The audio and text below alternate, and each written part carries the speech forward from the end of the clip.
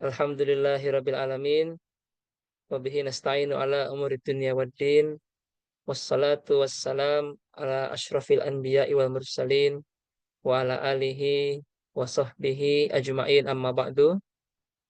Alhamdulillah pada malam hari ini kita bisa bertemu kembali untuk bersama-sama melanjutkan kajian kita yang insya Allah rutin setiap hari Selasa malam, yaitu diskusi dan kajian ilmiah mengkaji kitab Kimia Usada karya Ibnu Ghazali. Eh, Langsung saja kami beri kesempatan kepada pemateri kita yaitu Al-Ustadz Jumardi Hasan untuk memandu daras kita pada malam hari ini.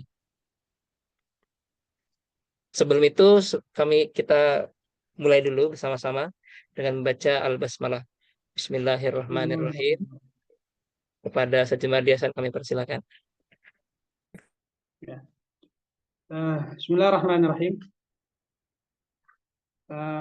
Alhamdulillah rabbil alamin wassalatu wassalamu ala asyrafil anbiya'i wal mursalin wa ba'du. Ikhwani rahimakumullah, alhamdulillah ini sudah beberapa kali pertemuan kita di acara diksi dengan kajian kita adalah kitab Kimia Usada. Selanjutnya ini kita menyambung yang kemarin ya. Ini faslun fi ajaibil qalbi. Itu kemarin Imam Ghazali menjelaskan bahwasanya hati itu mempunyai dua jalan untuk mendapatkan ilmu. Yaitu adalah satu jalan lewat mimpi, yang kedua adalah satu lewat alam ibrah. Dan di sini banyak yang tidak setuju ya. Banyak yang tidak setuju. Kemarin banyak yang teman-teman yang ngecat saya kok bisa gitu loh, kok bisa tidur atau mimpi itu dibuat jadi ilmu. Tapi perlu kita garis bawahi bahwa ilmu yang dimaksud oleh Al-Imam Al-Ghazali di sini ya bukan ilmu tentang alam gitu loh. Bukan ilmu kimia, bukan ilmu fisika atau ilmu eksak yang lain, bukan. Jadi Imam Al-Ghazali sekarang ini beliau sedang berbicara tentang ilmu tentang alamul ghaib. Jadi beliau itu berbicara tentang ilmu alamul ghaib, dan beliau menjelaskan bahwasanya ilmu yang dihasilkan lewat mimpi itu lebih fiqh, itu lebih terpercaya daripada ilmu yang dihasilkan lewat ketika orang itu terjaga menggunakan hawas. Nah, ini yang beliau ingin tegaskan selanjutnya. Baik. Kemarin sudah di alam itu sudah, kemudian kita lanjut ke faslun.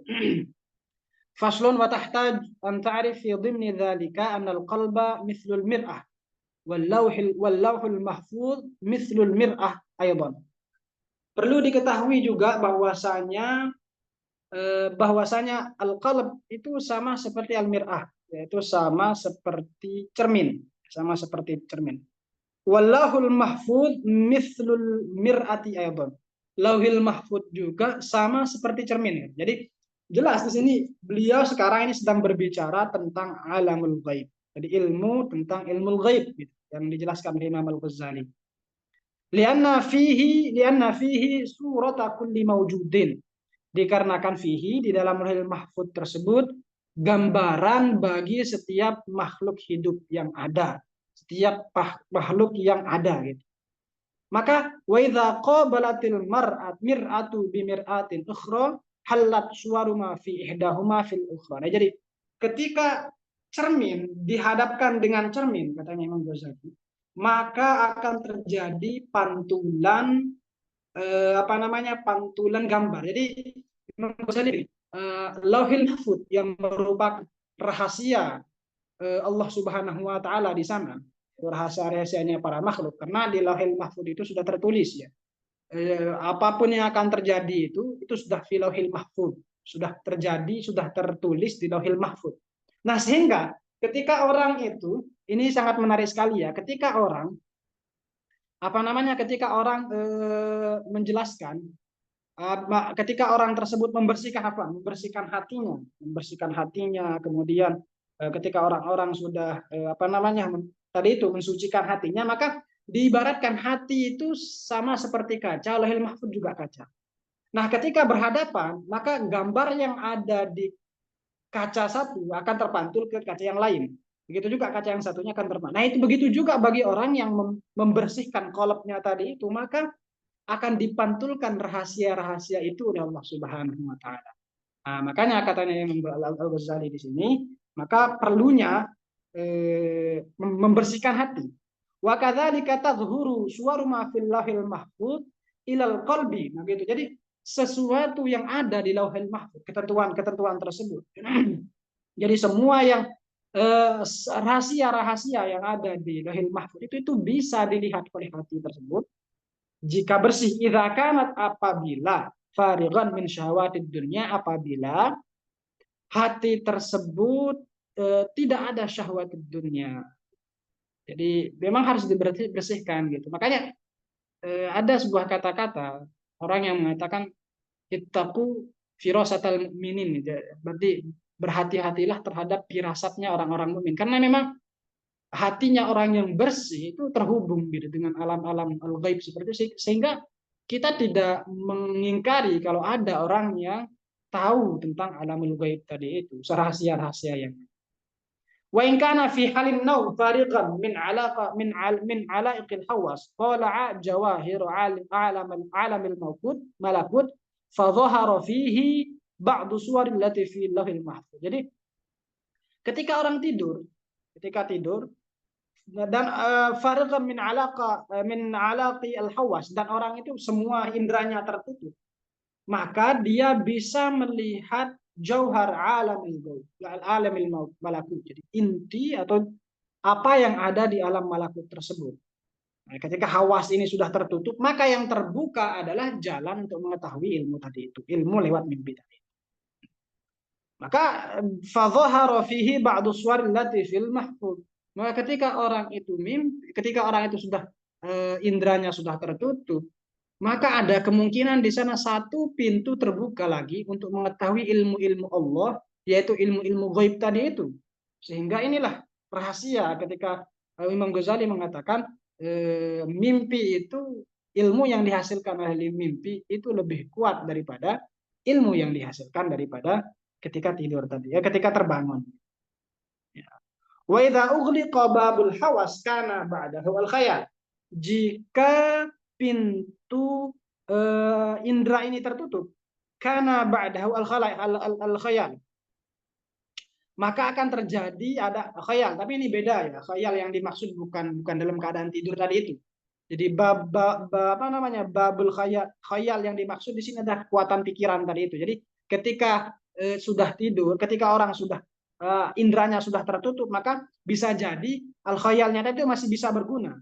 Lidzalika yakunu alladhi yabsuruhu tahta satri al-qashr wa laysa kal haq al-asrih maksyufan. Jadi bisa jadi, nah tapi jangan kita sampai tertipu gitu. Jadi ada istilahnya khayali yang tadi itu. Memang itu khayali ini bukan kekuatan daripada hawas, tapi ini kekuatan daripada akal pikiran seseorang.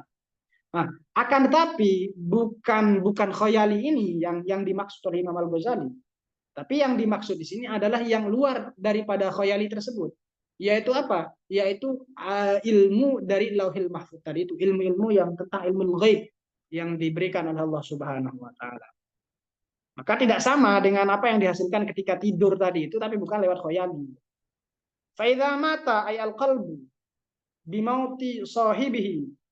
Kalau orang yang mempunyai hati atau orang tadi itu meninggal, maka lam yabqa khiyalun wala hawas, maka hawas, khiyal dan hawasnya tidak ada, karena memang ini apa namanya berkaitan dengan masalah indra tadi itu.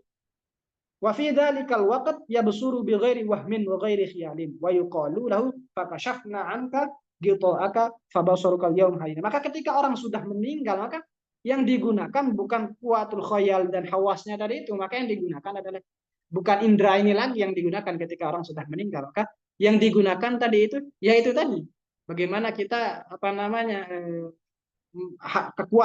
kekuatan hati yang dibersihkan tadi itu yang akan kita gunakan ketika nanti sudah meninggal.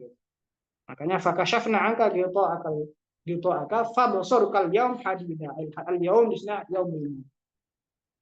Nah, maka di sini Imam Ghazali menegaskan bahwasanya apapun, ya, apapun keadaan kita, maksudnya keadaan di sini ya memang adalah ketika kita sibuk dengan sesibuk apapun kita dengan profesi kita ya, sayogianya menurut Imam, bukan hanya menurut Imam Ghazali ya semuanya, dia berusaha untuk sampai kepada tahap ilmu yang terakhir.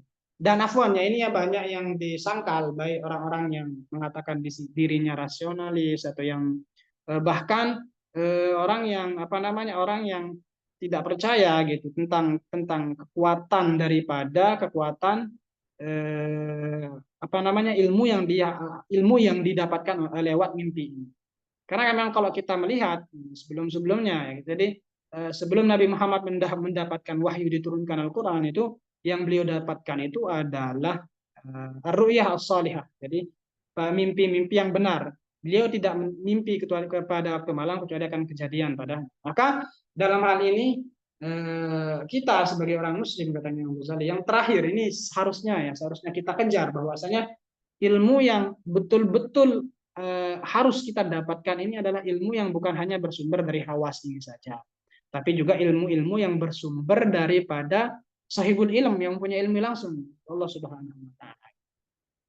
Nah, maka di sini perlu kita tarik kesimpulan bahwasanya ilmu yang dihasilkan oleh turukus sufiyah, ilmu yang dihasilkan oleh seorang sufi itu sudah tidak lagi bitoriqatin nazar wal istidlal, sudah bukan lagi dengan cara sebagaimana di ilmu kalam menggunakan apa namanya rasional, menggunakan bagi ini dan itu, tapi memang di sini menggunakan itu adzauq tadi, itu adzauqus salim tadi. Maka bagaimana caranya ini akan dijelaskan oleh Imam Ghazali. Faslon selanjutnya, wa'alam annahu ma min ahadin illa wa yadkhulu fi qalbihi al-khatir al-mustaqim wa bayanul haqq ala sabilil ham wa dzalika la yadkhulu fi tariqatil hawas. Jadi ketahuilah kata Imam Ghazali bahwasanya tidaklah seseorang kecuali di dalam hatinya akan masuk al-khatir al-mustaqim. Nah, ini nanti di bahasa-bahasanya orang, di bahasa-bahasa sufi ya. Al-khatir, kemudian al-hawadith, kemudian al-hajid juga seperti bisikan hati. Jadi tidaklah dari seseorang itu pasti ada akan bisikan-bisikan hati yang lurus. Nah, cuman bisikan hati itu kadang-kadang juga emang tidak dari, bukan semuanya yang bisa diiktimad, tapi yang al-khatir al-mustaqim wa bayanul haq ala sabilil ham, itu penjelasan tentang al-haq dengan cara ilham tadi itu dalam hati manusia. Wadzalika la yadkhulu min tariqatil hawas, dan ini tidak akan masuk dengan lewat indera tadi itu. Bal yadkhulu fil qalbi la yu'rafu min aina ja'a. Akan tetapi al-khatir al-mustaqim wa bayanul haq ini akan datang sampai kepada hati dan tidak tahu akan datang dari mana. Nah, ini bahasanya kalau di Syekh Ibnu Athaillah Sakandari ini al-warid. Warid itu ya sama seperti ini, warid itu pertolongan Allah. Maka kita bahas dulu itu tanawwa'at ajnasul ibadah bi tanawu'il waridat gitu bahasanya. Jadi kenapa rahasia banyak bentuk ibadah, ada sedekah, sholat ini dan itu? Itu karena di setiap ibadah itu ada waridnya, ada sejenis bisikan hati yang bisa menahan manusia untuk mengerjakan sebuah kejelekan. Nah, maka yang ayat al-khatir al-mustaqim dan mubayyin haq ini tidak akan datang lewat hawas tadi itu, tapi akan datang lewat ke dalam hati dan tidak tahu dari mana. Li'annal qalba min alamil malakut, karena hati itu adalah termasuk daripada alamil malakut. Wal hawas makhluqatun li hadzal alam, dan hawas ini, indera kita ini diciptakan di alam ini. Dia akan berbeda gitu. Bagaimana di awal dia menyatakan bahwasanya hakikat daripada manusia ini memang terdiri daripada dua alam. Ya, alamul amr dan alamus syahadah. Jadi alamus syahadah ini, dunia ini, ya kita menggunakan hukum dunia waktu ini. Cuman kita sebagai manusia, hakikat daripada manusia ini kita jangan lupakan kalau kita entitas satunya lagi itu berada di alamul amr, dan yang mendapatkan khitab, ilham, kemudian al-khatir al-mustaqim ini adalah yang dari alamul amr ini, yaitu qalb. Walidzalika yakunu hijabuhu an mutala'ati dzalikal alam idza lam yakun farighan min syughlil hawas. Oleh sebab itu yang menyebabkan orang-orang tersebut tertutup, ya, tertutup daripada apa namanya mendapatkan ilmu ini adalah ketika orang-orang tersebut masih sibuk dengan al-hawas tadi itu al-hawas indera kita itu. Makanya Imam Al-Ghazali dalam Al-Munqidhnya itu beliau apa namanya sekali lagi menjelaskan bahwasanya ilmu yang beliau tekuni dulu sebelum sampai kepada turukus sufiyah itu, baik berupa ilmu kalam, kemudian filsafat, kemudian fikih dan sebagainya, itu semuanya ya apa namanya metodenya atau itu berasal dari ya al-hawas tadi itu, ilmu-ilmu hawasi, baik dengan cara qiyas, baik dengan cara apa namanya dengan cara istishab dan sebagainya dalam ilmu fikih, dan itu tidak sama dengan apa yang didapatkan oleh orang-orang orang-orang Turkus Sufiyah gitu dengan alam dzauq tadi itu. Ini yang dijelaskan, maka hati yang tersambung terkoneksi dengan alamul malakut tadi itu akan mendapatkan sesuatu juga dari alamul malakut, sehingga orang yang mendapatkan apa namanya pelajaran atau orang mendapatkan ilmu dari alam malakut itu lebih kuat daripada ilmu yang mendapatkan daripada alam-alam. Baik, satu fasal lagi. Wala tadhunnanna an hadhihi taqah taftahu bin naum wal maut faqat. Nah ini, tapi kata Imam Ghazali diteruskan selanjutnya. Tapi jangan kira, kata Imam Ghazali, an hadhihi taqah, kekuatan ini, kemampuan untuk tersambung kepada alamul malakut ini hanya terjadi ketika orang tidur dan mati saja, tidak. Bal tuftahu bil yaqdhah liman akhlasal jihad war riyadhah. Akan tetapi kekuatan atau kemampuan untuk tersambung terkoneksi dengan alamul malakut ini juga bisa terjadi ketika kita terjaga bagi orang yang akhlasul jihad war riyadhah, bagi orang yang betul-betul berjihad, betul-betul riyadhah, memperbaiki dirinya, orang-orang yang betul-betul mendekatkan dirinya kepada Allah, wa takhallasa min syahwat wal ghadab wal akhlaqil qabihah wal a'malir radhi'ah, dan orang itu sudah tidak mengerjakan lagi, sudah tidak terikat, bebas dari syahwat, ghadab, akhlak yang jelek dan amal-amal yang jelek. Jadi ya itu walladzina jahadu fina lanahdiyannahum subulana. Ini yang menjadi kenapa sekelas ya Afwan ya sekelas-kelasnya kita ini yang banyak hijabnya kayak kita ini yang masih muda-muda ini, yang masih dengan bergelimangan syahwat, godok, akhlak, dan ini yang menyebabkan kita ini terhalang mendapatkan ilmu tersebut. Faida jalasa fi makanin khalin wa وعطل طريق الخواص وفتح عين الباطن وسمعه وجعل القلب في مناسب عالم الملك. Nah, ketika orang itu duduk, ini beliau menjelaskan khalwah.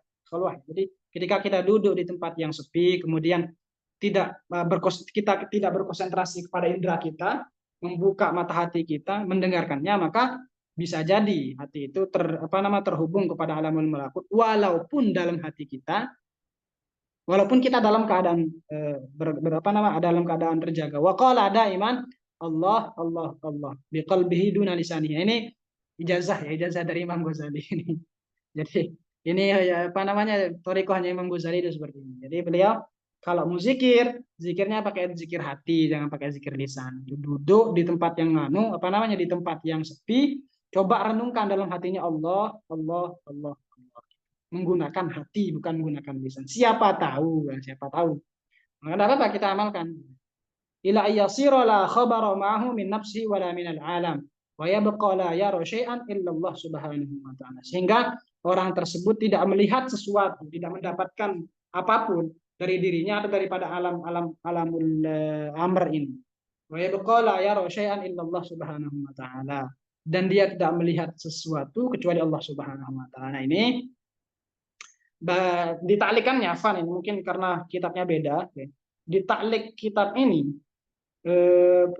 salah satu mu'allik kitabnya beliau mengatakan bahwasanya ini menunjukkan bahwasanya Imam Ghazali itu tidak menggunakan mursyid ya. Karena kebanyakan teman-teman itu bilang, ini saya kan orang thariqah ya. Jadi apakah kita harus berthariqah gitu? Kalau saya jawab tidak harus. Karena kenapa? Ya, Imam Ghazali, tapi gitu. Ini Imam Ghazali gitu. Ya kalau mau seperti Imam Ghazali ya silakan ikuti rihlah ilmunya Imam Ghazali. Ini baru belajar tasawuf sebulan langsung pengen bersemedi gitu kan, kan ruwet kalau kayak gitu. Ya enggak gitu. Jadi ini yang digunakan oleh zikir. Ini kan kalau di tasawuf nanti ada istilahnya zikir nafas, kemudian zikir anfas, kemudian zikir daim dan zikir-zikir yang lain menurut orang-orang sufi. Maka yang fatahat tilkat tokoh, maka bisa jadi ya, apa namanya kekuatan tadi ini, kekuatan manusia yang ini itu bisa dibangkitkan. Wa absara fil yaqظah alladhi yabsuru fin naum, dan melihat sesuatu dalam keadaan terjaga apa yang dilihat ketika tidur. Fatadhuru lahu arwahul malakut wal anbiya waswar al hasanah wal jamilah al jalilah. Bisa jadi orang yang betul-betul ikhlas tadi itu beramal, betul-betul lisannya sebagaimana dalam hadis itu, maka dengan matakulah dia melihat gitu kan, bagaimana dia ma taqarraba min abdi bin nawafil ila akhirih gitu. Bisa jadi kita melihat berarti bukan dengan penglihatan zahir kita ini gitu. Maka wangkasyafa lahu malakutus samawati wal ardi, maka bisa dengan orang yang ikhlas untuk beramal tadi itu terbuka baginya kerajaan-kerajaan apa yang di bumi dan apa yang di langit dan bumi. Wa ra'a ma la yumkin syarhu wala wasfuhu. Kama qala Nabi, dan dia akan melihat sesuatu yang tidak mungkin untuk dijelaskan, sesuatu yang apa ya, sesuatu yang di luar nalar gitu. Ya makanya kalau ada orang yang berbicara luar nalar, tapi tidak semua, nanti yang di luar naranya diterima semua enggak gitu, tapi yang di luar nalar itu adalah orang-orang yang soleh gitu. Zuwiyat li al-ardu faraitu masyariqaha wa magharibah. Jadi ada pada sebuah hadis disebutkan bahwasanya Rasulullah itu diperlihatkan gitu, diperlihatkan apa yang ada di timur dan barat. Maksudnya di sini ya memang betul. Jadi apa yang dilihat oleh Rasulullah itu memang ada sebuah mukjizatan. Wa qala azza wa jalla wa kadzalika nuri Ibrahim malakutas samawati wal ard. Begitu juga kami memperlihatkan kepada Nabi Ibrahim kerajaan-kerajaan yang langit, kerajaan langit dan bumi. Lianna ulumal anbiya, dikarenakan ilmunya para nabi alaihissalam kulluha kanat min hadhihi tariq, min hadzal tariq. Jadi karena ilmunya para nabi itu semuanya dari jalan ini, katanya Imam Ghazali. La min tariqil hawas, bukan ilmu dari indra ini, kata Imam Ghazali. Ya, wadhkur isma rabbik wa tabattal ilaihi tabtila. Jadi ya, memang betul. Jadi ilmunya para nabi itu adalah ilmu bi thariqah ini, bukan thariqah dia thariqatil hawas tadi itu. Jadi sebagaimana di dalam firman Allah wa dzikr isma rabbik wa tabattal ilaihi tabtila gitu. Maknanya al-inqita' an kulli syai', yaitu terputus hubungan dari setiap sesuatu.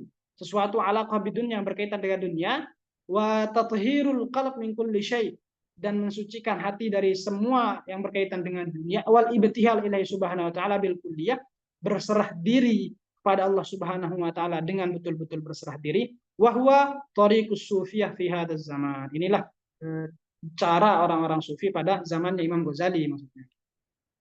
Wa amma tariqut ta'lim fa huwa tariqul ulama. Adapun belajar dengan cara belajar tadi itu adalah jalannya para ulama. Jadi para ulama dengan para aulia ya beda. Ilmu yang dihasilkan akan beda. Wa hadhihi darajah al-kabirah mukhtasarah min tariqin nubuwah.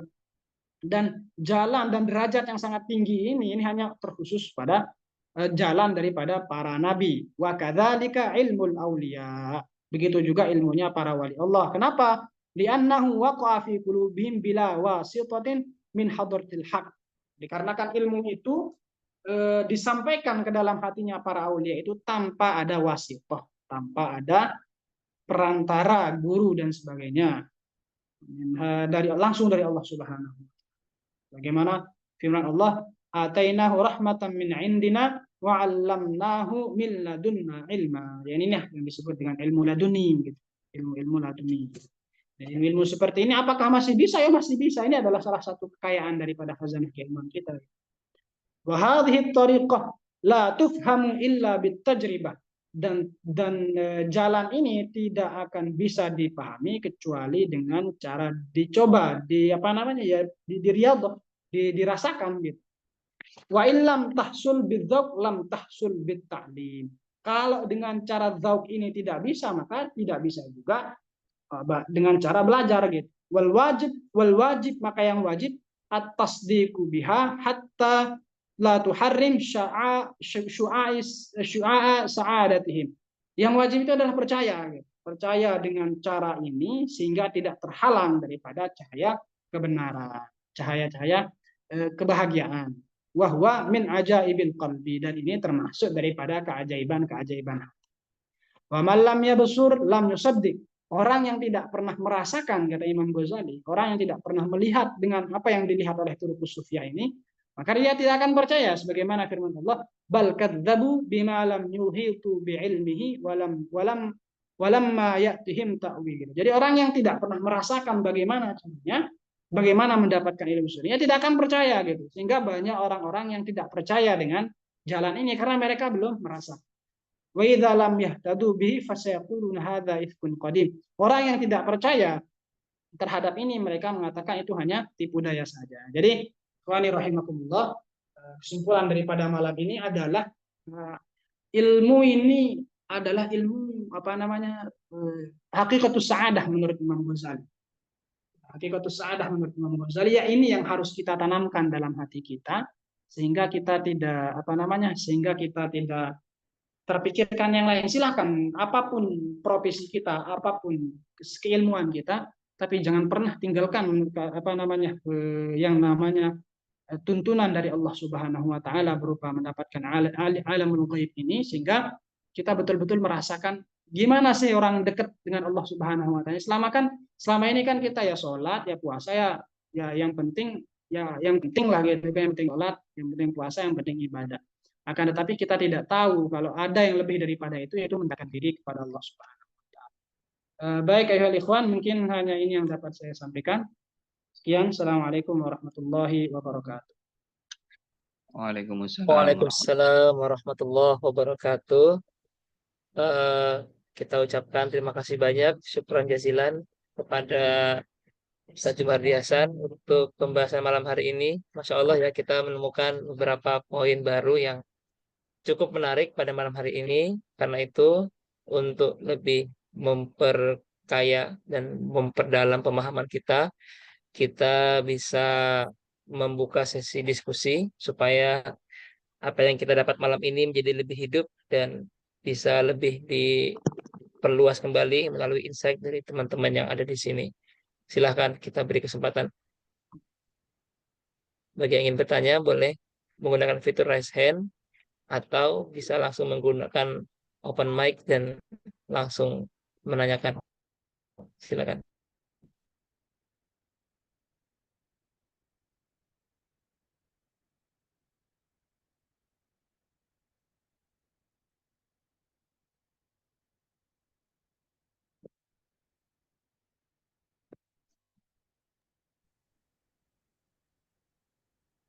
Ada dari teman-teman?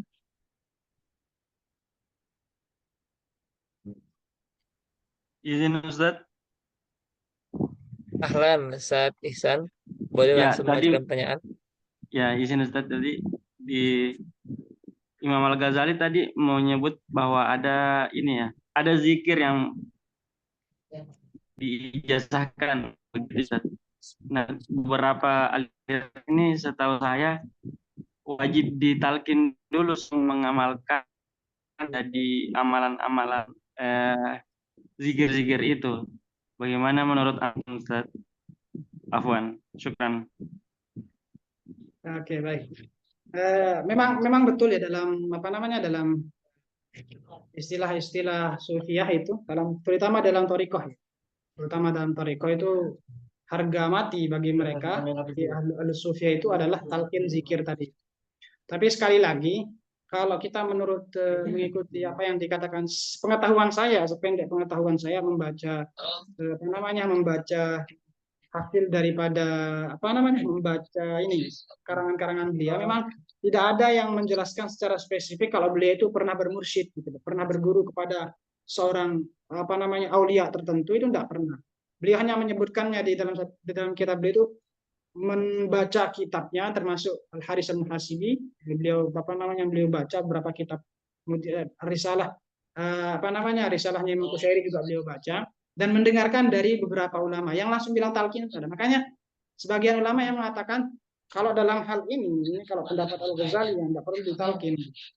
Tapi kalau dalam apa namanya, dalam kajian utama Thariqah Sufiyah, ya terutama di Thariqah, ya di Thariqah itu talqin itu pasti satu yang pasti. Tapi kalau di sini ini kan tidak ada penyebutannya, beliau mengatakan ini harus ditalqin, itu tidak ada. Jadi ya kalau mau diamalkan ya silahkan saja. Tapi kalau antum apa namanya, ya apa namanya, mau bertorikoh ya silahkan juga. Gitu. Tapi kalau di sini saya belum menemukan kalau beliau ini katanya bertorikoh, ya, belum menemukan. Jadi apa yang beliau sebutkan tadi itu, zikir Allah Allah Allah itu dalam hati itu yang kalau yang diamalkan ya silahkan gitu. Bermujahadah seperti Imam Ghazali. Mungkin seperti itu Ustaz Ihsan. Oh iya Ustaz. Untuk sanatnya gimana Ustaz? Untuk sanatnya ketika ada tarekat yang wajib talqin itu gimana Ustaz? Untuk pengetahuan saya, karena saya di tarekat Naqsyabandiyah itu memang harus baiat. Gitu. Di Toriko nanti itu ada istilahnya ada 4 rukunnya, ada mursyid, ada murid tadi itu, ada baiat dan talqin. Nah, baiat itu nanti janji setia ke mursyid tadi itu, kemudian talqin zikir. Dikarenakan tarekat Naqsyabandiyah khususnya, tarekat Naqsyabandiyah itu termasuk tarekat ngamal zikir. Jadi nanti ditalkin ya di baiat, setelah itu diberikan zikir, dibaca. Misalnya tadi itu zikirnya Allah Allah Allah dibaca 10.000 kali gitu, dibaca segini istighfar mungkin bisa 20.000 kali gitu. Nah itu memang ada baiatnya, ada syarat-syaratnya juga. Antum memang mau bertorikoh. Insya Allah Ustaz. Tapi Ya, katanya ini harus tazkiyatun nafas dulu ya sebelum ini masuk. iya harus jeli, tapi gini antum harus jeli cari guru gitu. Makanya dalam cari guru ini betul-betul harus jeli. Dan Imam Yazid Al-Bustami beliau mengatakan, ingat harus cari guru yang muwafaqah amalnya itu dengan syariah. Yang paling nyeleneh sekarang ini yang sedang dibahas ini Thariqah itu Qadiriyah wa Naqsyabandiyah itu yang sekarang Abah Anom itu, yang pakaiannya merah putih itu ijma, itu ahli Thariqah mengatakan itu sesat. Bahkan keturunan dari pendiri Thariqah Qadiriyah Naqsyabandiyah saja itu sudah mentahdzir dia untuk tidak menyebarkan ajaran lagi. Karena memang kalau kita dengar dari penyampaiannya itu memang agak menyimpang. Makanya Imam Yazid Al-Bustami beliau mengatakan, "Idza ra'aita rajulun yatiru fis sama' wa yamshi 'alal ma' fala ta'tabirhu hatta tuazinahu bimizani syar'i," gitu. Jadi kalian janganlah jika kalian melihat orang yang bisa terbang gitu, jalan di atas saya, jangan ditibar gitu, jangan dianggap sebelum amal-amalnya itu ditimbang dengan syariat. Ya, TKN itu di Suryalaya, itu sudah di apa namanya, sudah apa namanya, khalifah aslinya Thariqah Qadiriyah Naqsyabandiyah itu sudah mentahdzir Abah Anom itu untuk tidak menyebarkan lagi ajarannya. Dan memang sedikit gimana gitu kalau mendengarkannya itu agak kurang sreg kita gitu mendengarkannya.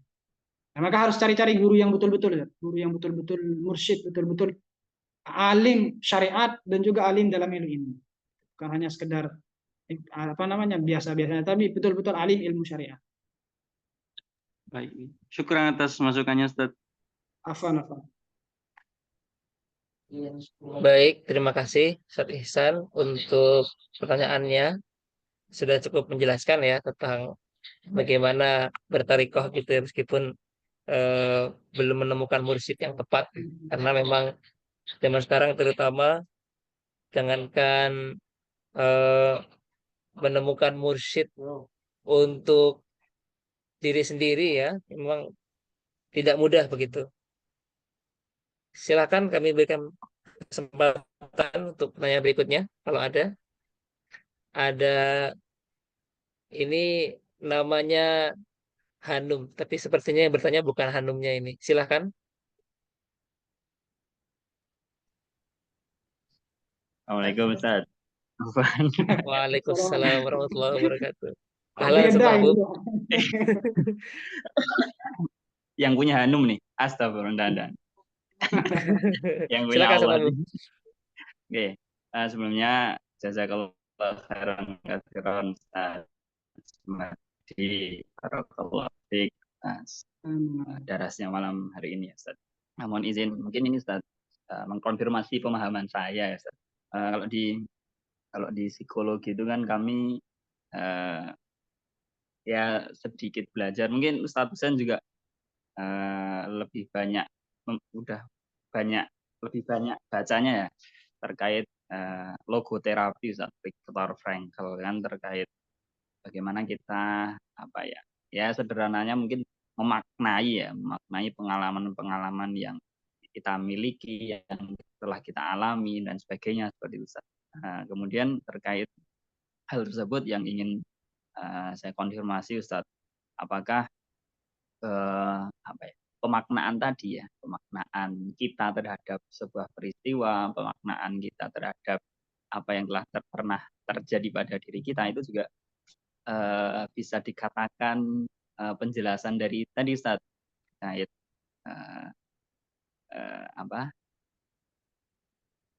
seseorang yang tadi loh, hadis di Arba'in Nawawi dulu Ustaz ya. Ketika dia melihat dia tidak melihat dengan kayak gitu Ustaz. Jadi penglihatan seorang itu tidak berhenti di realitas yang ada, tapi jauh ke bahasanya itu pemaknaan, terus dia bisa mentadaburinya dan sebagainya seperti itu Ustaz. Ya, itu kemarin pernah saya baca juga di, kalau nggak salah, di Qadhul Himam ya. Ketika Syekhul Najibah itu memang nanti ada beberapa ini afwan ya, kalau orang yang, sekali lagi karena saya ini orang thariqah, jadi kalau orang yang berthariqah nanti ketika orang sudah tersambung dengan tadi itu mursyidnya itu, maka kejadian-kejadian yang terjadi pada dirinya dalam tahap suluk itu memang banyak. Kejadian-kejadian itu akan terjadi.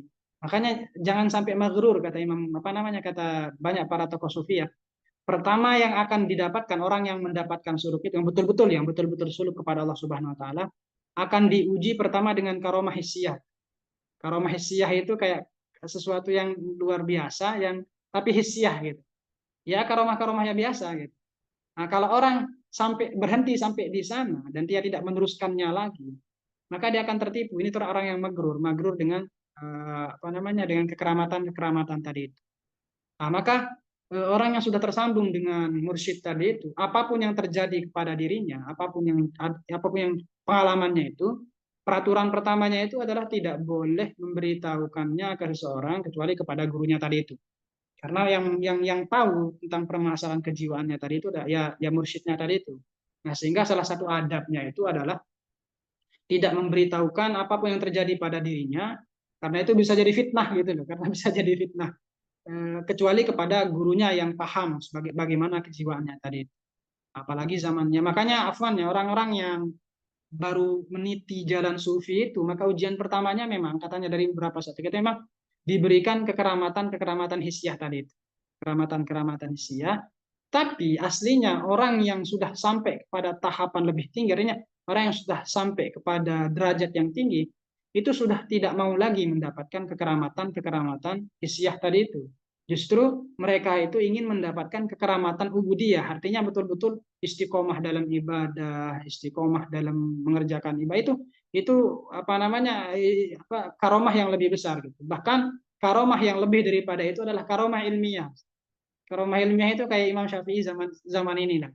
Setiap kita baca fikih, ya Imam Syafi'i dapat juga.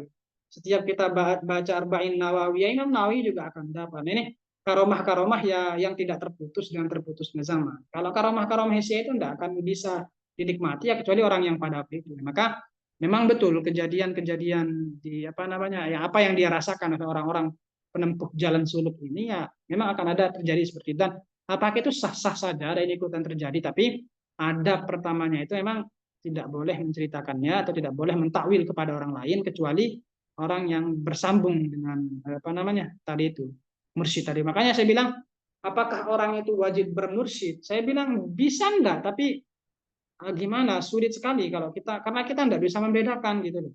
Mana yang betul tah ini sebuah bisyarah gitu, sebuah petunjuk, apakah ini memang jebakan daripada setan. Nah, yang tahu seperti itu memang ya dalam pembahasan toriko itu yang guru itu tadi, mursyid itu. Nah, makanya ada istilahnya bayat. Itu bayat itu emang kayak kita perjanjian gitu loh, perjanjian.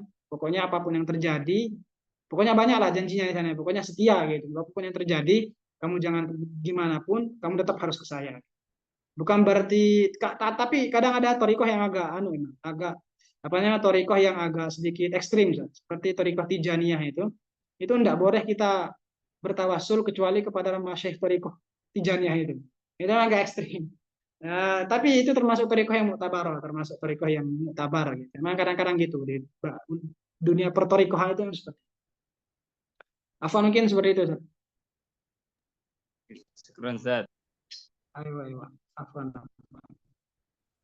Gimana Ustadz Mahbub, sudah cukup belum jawaban dari pemateri kita ini? Apa masih belum puas dan mau melanjutkan? Udah dulu, kayaknya ini ada yang mau tanya lagi, Ustaz. Oh, oke. Baik, ini ada satu lagi yang raise hand. Ini Said lalu Rifki ya. Silahkan untuk mengajukan pertanyaannya.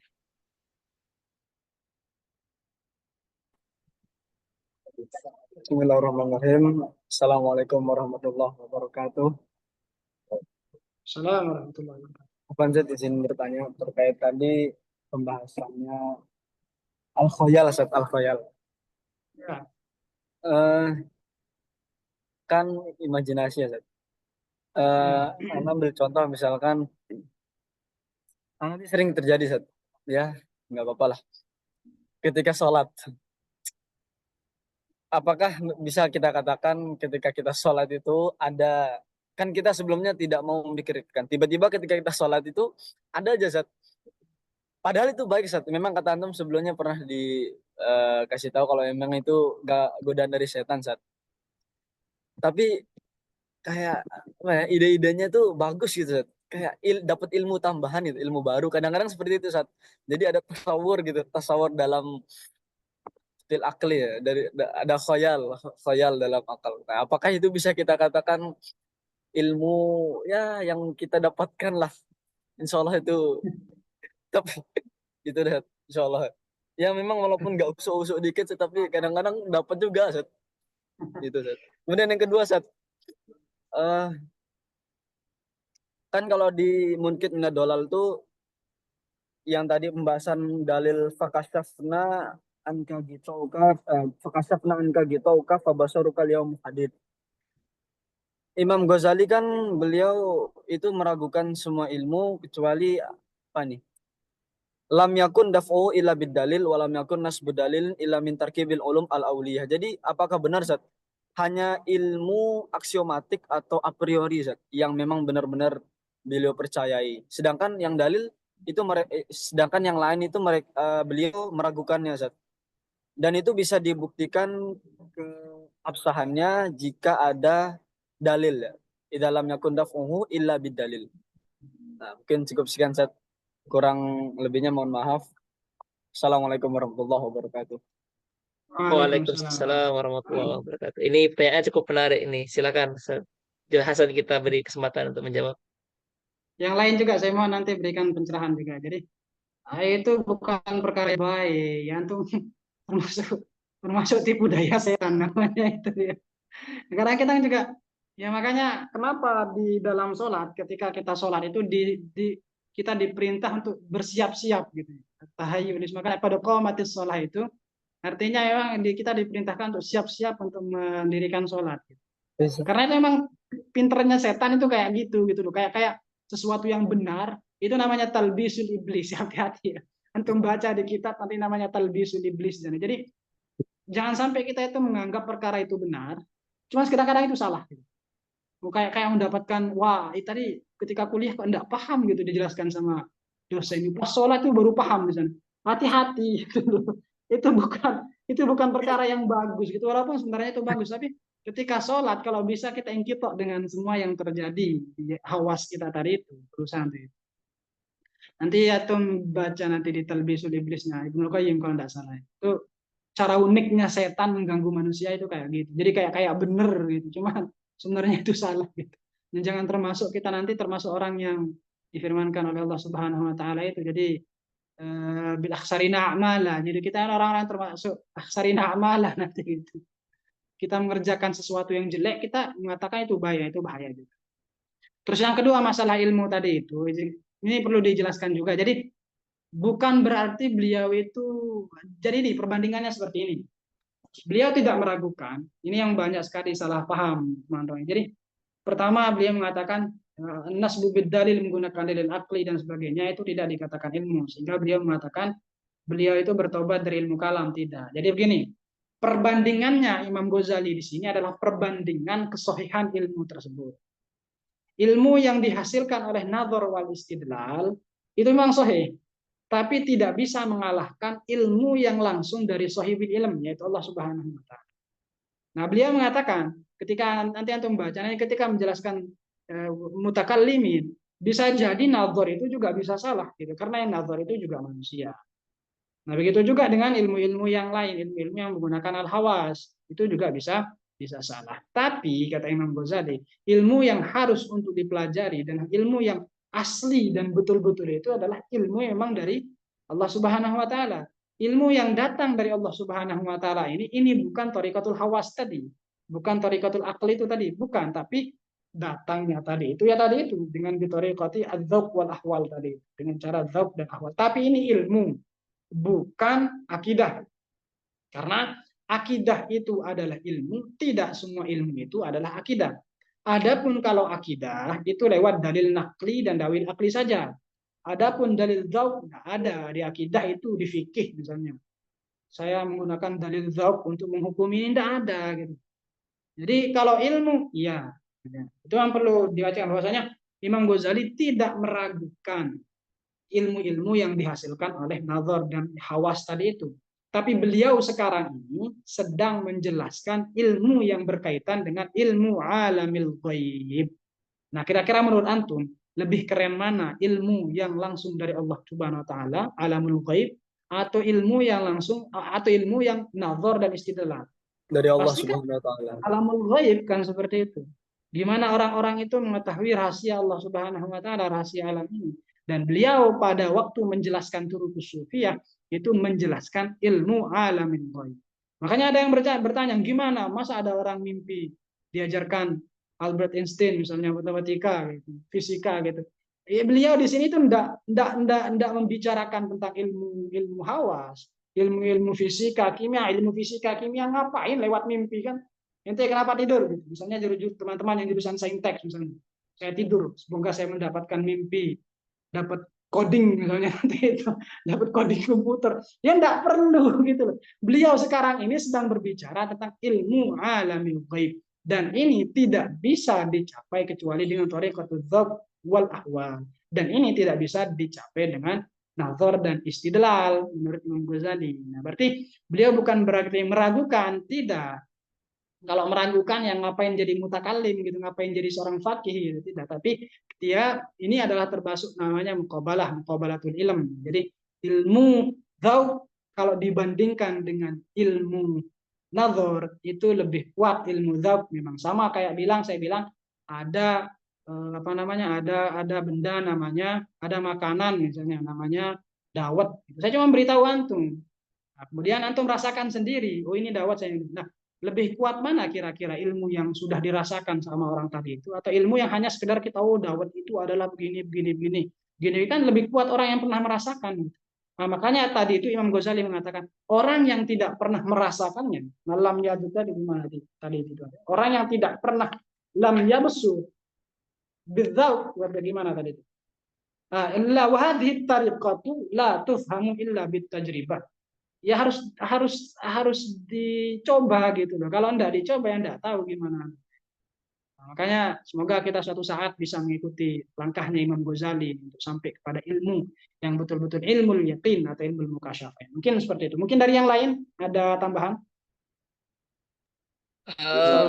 Ana mungkin sedikit ini ya, berbagi sharing gitulah pengalaman terkait pertanyaan pertama. Jadi perkara ini memang perkara yang cukup apa, membuat kita bingung gitu ya. Ini yang baik yang mana gitu.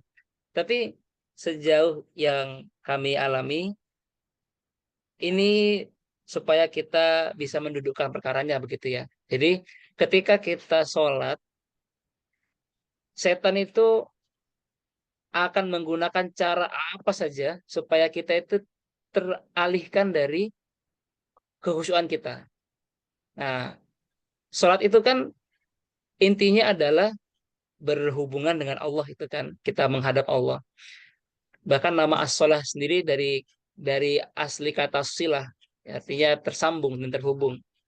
Nah, ketika ketika kita sedang berhubungan dengan Allah, kita bertakbir itu kan Allahu Akbar. Nah, sering ditakwilkan makna Allahu Akbar itu ya kullu ma siwallah itu asgor. Ad-dunya asgor, UAS asgor gitu, apalagi eh, SPP asgor. Nah, supaya semuanya kecil gitulah. Nah, tapi setan itu tidak pernah berhenti untuk mengganggu kita. Wah, gimana caranya kita yang niatnya sholat itu khusyuk mau ketemu Allah, gimana caranya kita jadi nggak mikirin Allah. Nah, itu kalau nggak salah namanya ini ya, khonzab ya, setan yang selalu mengganggu ketika sholat itu. Nah, jadi ketika kita sholat, kok tiba-tiba terfikir yang selain Allah, itu setan. Udah, itu rumus dasarnya itu, titik. Mau itu kita merasa berguna atau tidak berguna, mau itu sekedar pikiran random gitu ya, pikiran yang tidak terarah, atau bahkan sesuatu yang memberi kita pencerahan, yang di luar sholat lupa, kok ingat di dalam sholat. Nah, itu juga setan. Jadi, apa namanya, setan itu caranya, kalau tidak gagal menjerumuskan kita kepada maksiat, maka dia akan membuat kita tertipu dengan ibadah kita. Seolah-olah ibadah kita sudah baik, udah apa segala macam, tapi ternyata itu menipu. Nah, kenapa kaidahnya seperti ini? Karena sholat itu adalah benar-benar tiangnya agama gitu. Karena sholat itu adalah yang paling utama, dan waktu kita untuk bertemu dengan Allah itu ya hanya ketika sholat. Jadi ketika sholatnya itu teralihkan dari Allah, maka itu sudah setan, apapun bentuknya. Nah, tapi bukan berarti kemudian bagaimana kita menyikapi hal tadi ya, karena tidak bisa dipungkiri hal itu tuh banyak terjadi di teman-teman kita gitu ya. Kalau pengalaman kami pribadi, ketika mengalami seperti itu kita langsung menghalau pikiran, oh kita ingat sesuatu, ini setan, setan, setan, setan, setan. Terus sampai gimana caranya kita kembali kepada kekhusyuan kita.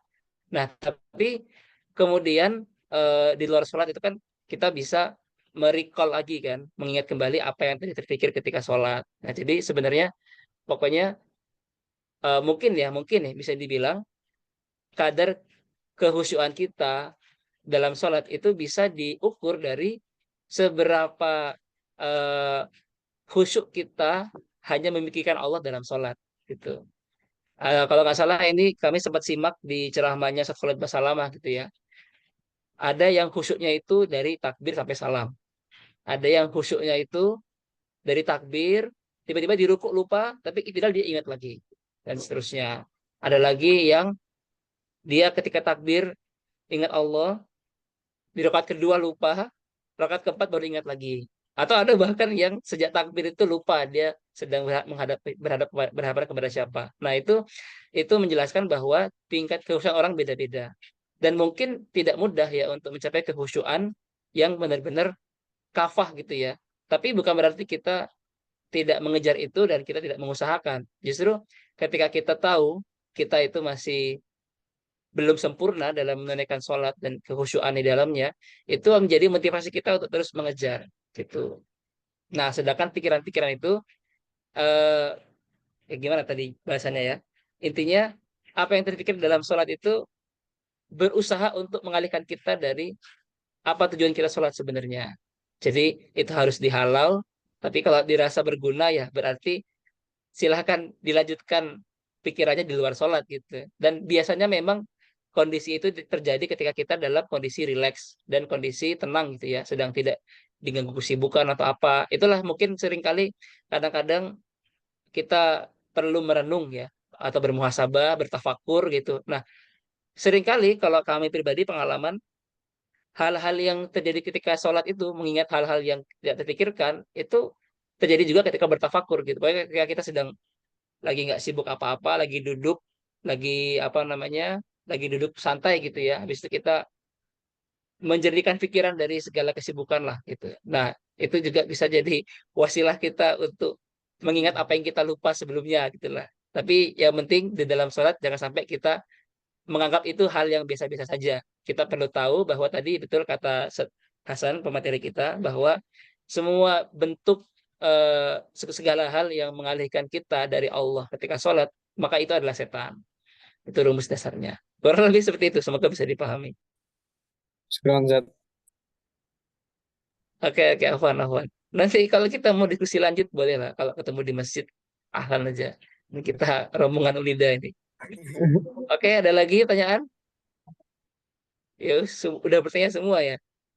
Gimana, Ustaz Hasan? Anda boleh bertanya nggak ini? Betul, betul, betul. Oke, terakhir ya. Bismillah. Tadi terkait dengan apa? Pembahasan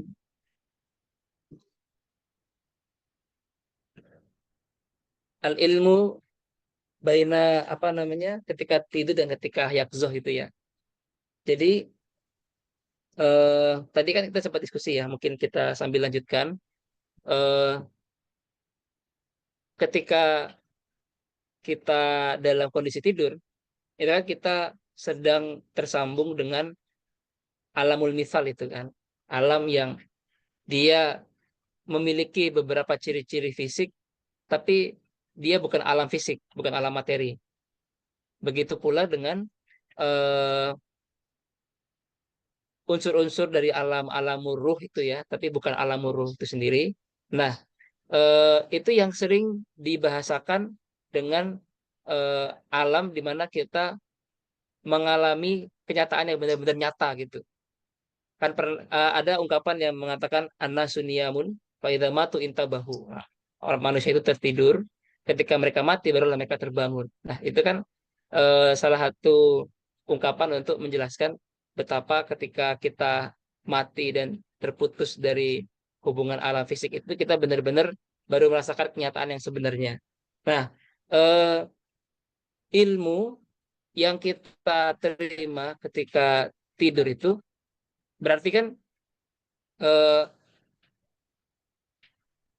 kita kan perlu membedakan gitu bagaimana ilmu yang kita terima itu apakah masih eh, terpengaruh oleh jiwa kita yang masih kotor gitu atau kita tahu itu adalah ilmu yang benar yang hak itu ketika kita menerimanya gitu. Maksudnya ini kan perlu dijelaskan dengan pengalaman ya tapi kira-kira apakah bisa dideskripsikan kira-kira seperti apa sih mengalami ilmu yang hak ketika tidur itu? Iya, agak ribet ya. Kita sama-sama belum sama-sama apa ya? Sama-sama belum merasakan. Gitu. Makanya Imam Ghazali tadi bilang orang yang belum belum ya besur, maka tidak akan bisa yusadik gitu. Makanya kita kan hanya mengkaji teorinya saja ini. Teorinya seperti itu. Adapun nanti untuk pengalaman dan setiap apa nih? Dan setiap pengalaman orang itu berbeda-beda. Nah, sehingga nanti antum lihat di beberapa toriko itu kadang-kadang cara ibadahnya, bukan cara ibadahnya, jadi amalan-amalannya itu memang beda. Ada yang dibuat zikir, ada yang sodako, puasa dan sebagainya. Maka dalam hal ini ya, ini saya jawab gimana ya? Saya juga belum pernah goibah gitu loh. Belum sampai pada ilmu kita ini satu seharusnya. Apalagi di filsafat ini, ilmu kita hanya sampai ilmu akal gitu loh. Jadi kita mau deskripsikan gimana ya caranya? Ya Allah alam bisa. Katanya Imam Ghazali itu ya bidzauq la bitali. Jadi dengan cara merasakannya bukan cara nadetani. Jadi makanya saya bilang ini emang ini ilmu ilmu Imam Ghazali adalah ilmu tingkat tinggi. Kita bahasakan ilmu tingkat tinggi lah gitu. Dan tidak bisa kita rasakan kecuali kalau kita yang merasakan. Makanya kita kalau belajar tasawuf ya kayak hikam gitu kan kadang-kadang apa sih maksudnya musannif ini gitu. Jadi ya emang beliau menceritakan pengalaman spiritual beliau sendiri sehingga kita yang tidak pernah merasakan seperti itu ya kita tidak paham. Nah maka bagaimana ya ini Allah alam bisa jawaban saya Allah alam bisa. Tunggu aja saya lagi mencoba siapa tahu gitu. siapa tahu siapa tahu mimpi pas rohnya tidak kembali kan ruwet kan. Tapi emang tadi itu. Tapi ini tadi tentang khoyal itu. Jadi eh, khoyal itu kan kalau yang kita pahami secara sederhana kan ketika kita melakukan tasawur gitu kan di dalam kepala kita. Nah, padahal kalau dalam penjelasannya baik itu sufi ataupun ini ya para filsuf muslim gitu yang juga mengkaji tentang ini, khoyal itu seperti satu daya apa namanya daya ilmu yang paling tinggi yang dimiliki oleh manusia gitu kan. Nah, eh, daya khoyal ini apakah dia itu eh, gimana jelaskan ya? Kalau sepengetahuan saya, al khayal itu masih terhubungan, masih terhubung dengan akal tadi itu. Ini kan termasuk min wadhifatil akli. Jadi ada istilahnya nazar, ada istilahnya khayalin. Kalau yang nazar tadi itu adalah apa namanya al-ijtihad, kemudian kalau muwafaqah bidalil. Tapi ini masih sekali Hmm. lagi masih masih wadhifah daripada akal. Ini masih tahap pertama untuk mencapai terhadap tadi itu ilmu ilmu yang lebih tinggi lagi gitu.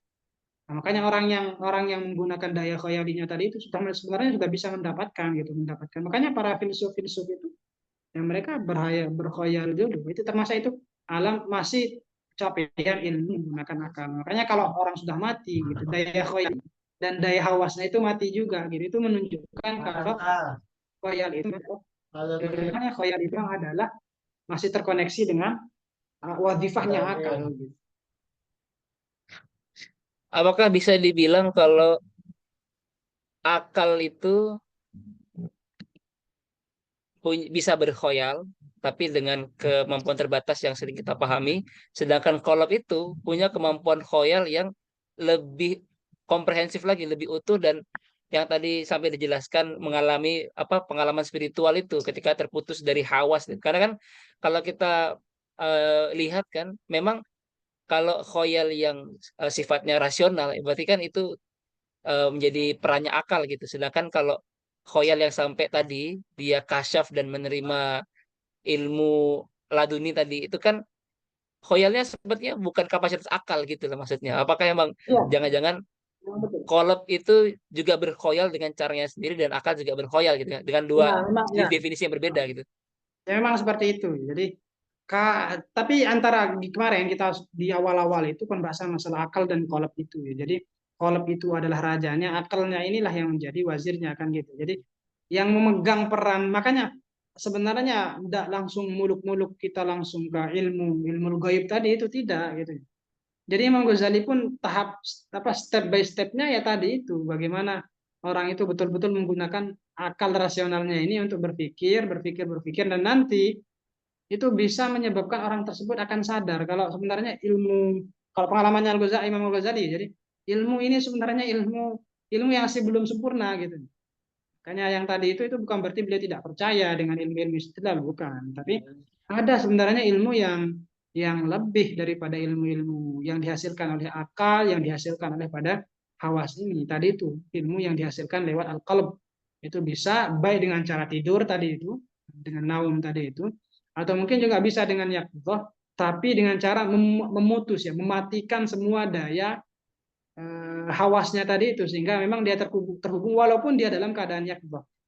Dan ini memang lebih dan tingkatannya memang lebih tinggi. Nah, maka kalau kita katakan, tapi kalau ibarah sorihahnya yang mengatakan hati itu juga punya khoyal, itu apa namanya saya belum menemukan.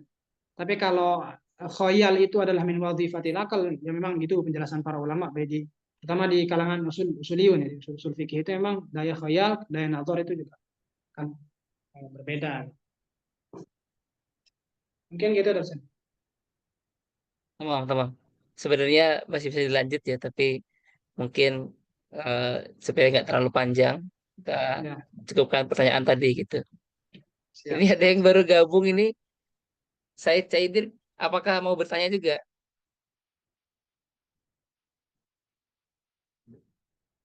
Apa kayaknya enggak ya? Kalau tidak ada pertanyaan lagi, kami rasa bisa dicukupkan ya untuk malam ini.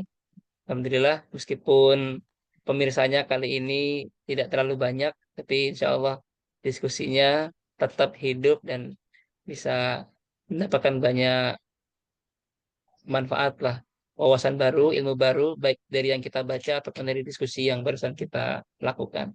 Demikian, mungkin kita cukupkan dulu untuk malam ini. Kita akhiri dengan bersama-sama membaca Alhamdulillah. Alhamdulillahirabbil alamin.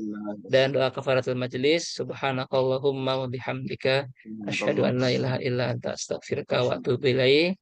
Terima kasih untuk teman-teman yang sudah berkenan hadir dan jangan lupa untuk terus memantau ya. Setiap hari Selasa, insya Allah kalau tidak ada halangan, kita akan selalu mengadakan diskusi bersama kajian kitab Kimia Sa'adah. Insya Allah kalau sudah hatam bisa kita lanjut ke kitab lain. Oh, sebelum selesai, sebelum kita lupa, kita ini dulu ya, dokumentasi dulu. Teman-teman yang hadir bisa open kamera dan kita tangkap layar.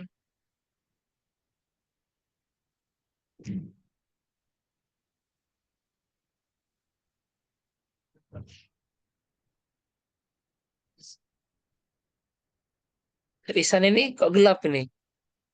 Lagi di mana posisinya Risan ini? Di hutan bareng hutan. Kayaknya, oh udah kelihatan. Oke. Oh ini set lalu rame-rame ya. Alhamdulillah. Besok-besok diajak lagi temennya nggak apa-apa biar tambah banyak ini.